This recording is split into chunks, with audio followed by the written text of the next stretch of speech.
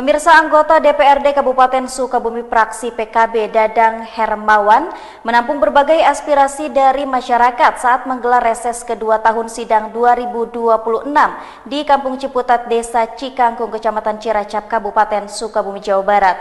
Kegiatan keagamaan dan perbaikan infrastruktur jalan jadi keluhan warga.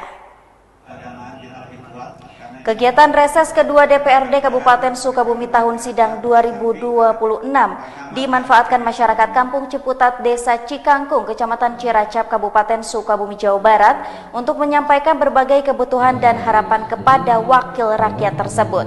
Dalam dialog bersama warga, perwakilan remaja Masjid Kedusunan Ciputat menyampaikan aspirasi terkait kegiatan keagamaan.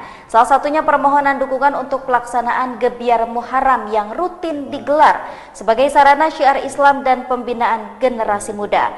Selain bidang keagamaan, warga juga menyoroti kondisi infrastruktur jalan yang rusak di sejumlah titik jalan kabupaten yang ada di wilayah Kecamatan Ciracap. Kerusakan jalan dinilai menghambat aktivitas masyarakat serta berdampak terhadap kelancaran perekonomian warga.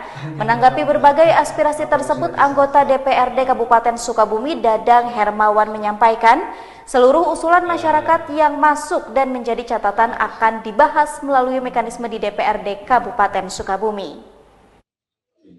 Di mana ada beberapa aspirasi yang terutama terkait jalan kabupaten yang dimana kita rasakan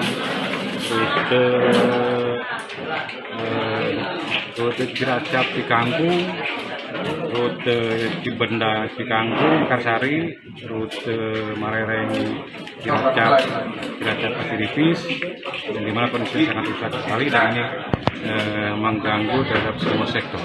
Nah, kita sudah melakukan koordinasi dan sudah menyampaikan terutama terhadap Dinas PU Kabupaten untuk memprioritaskan di jalan kabupaten yang ada di kecamatan itu.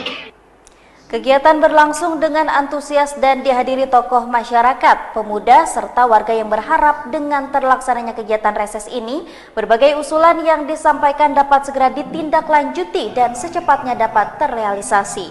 Dari Kecamatan Ciracap, Kabupaten Sukabumi, Jawa Barat, Indra Sopyan, Tim Liputan MGS TV melaporkan.